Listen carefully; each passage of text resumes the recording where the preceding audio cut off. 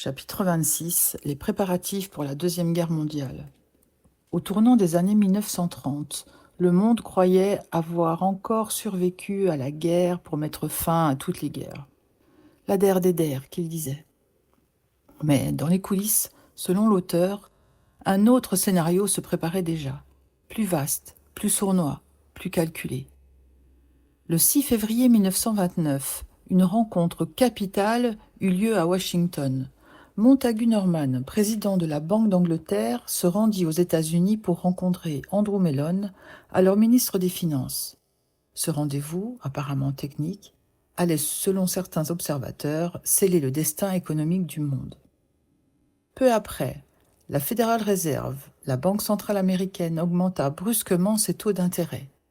Une décision en apparence anodine, mais qui, dans les faits, allait déclencher une réaction en chaîne dévastatrice. Le 9 mars 1929, Paul Warburg, figure majeure du monde bancaire et artisan de la Fed, publia un avertissement dans le Financial Chronicles. Si l'on permet à la spéculation de se poursuivre sans limite, alors l'effondrement total est inévitable. Une prophétie ou un avertissement calculé? Quoi qu'il en soit, ceux qui savaient, les initiés et les grands investisseurs, se retirèrent discrètement de la bourse. Ils vendirent leurs actions, convertirent leurs avoirs en or et en argent, et ils attendirent. Quelques mois plus tard, en octobre 1929, la bourse de New York s'effondra. Ce fut le krach.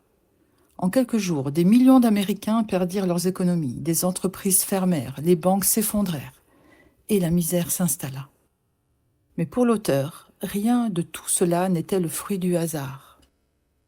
Il affirme que ce krach fut délibérément orchestré par les banquiers internationaux, les mêmes qui, selon lui, avaient financé la Première Guerre mondiale.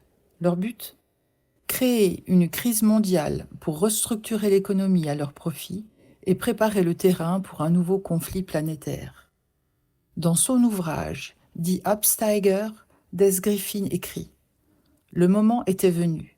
L'automne 1929 marqua le signal. Les banquiers internationaux appuyèrent sur le bouton qui devait déclencher la Deuxième Guerre mondiale. Ils avaient d'abord alimenté une euphorie boursière artificielle, encourageant les citoyens à spéculer, à s'endetter, à croire en une croissance infinie. Puis, au moment choisi, ils retirèrent leurs capitaux, détruisant la base du système. Le résultat ? Une crise mondiale d'une ampleur sans précédent.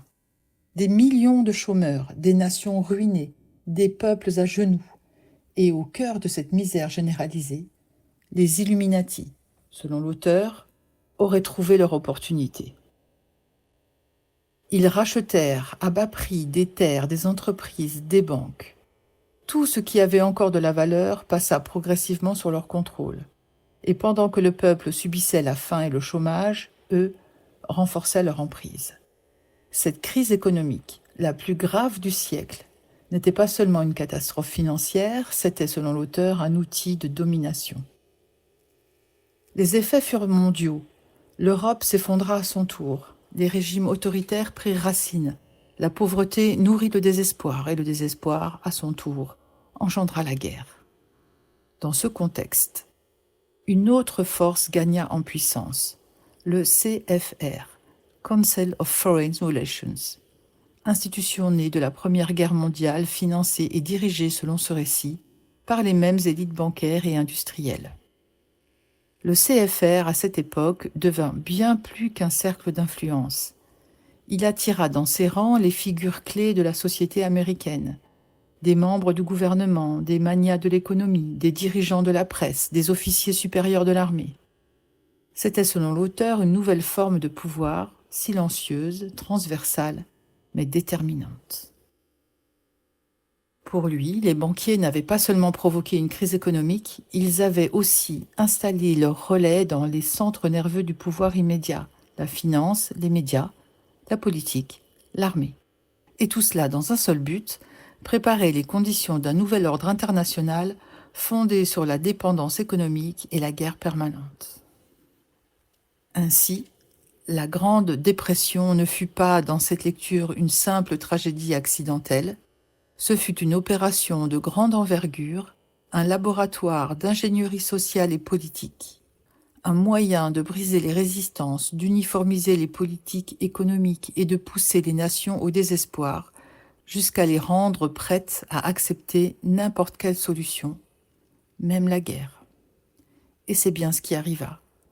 De la ruine sortit la colère, de la colère naquirent les idéologies, et de ces idéologies la guerre.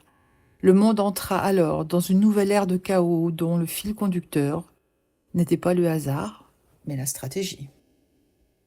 Pour l'auteur, la crise de 1929 n'a pas seulement préparé la Deuxième Guerre mondiale, elle a démontré que ceux qui contrôlent la monnaie peuvent contrôler le destin des peuples, car, dit-il, la guerre moderne ne commence plus avec les canons, mais avec les taux d'intérêt.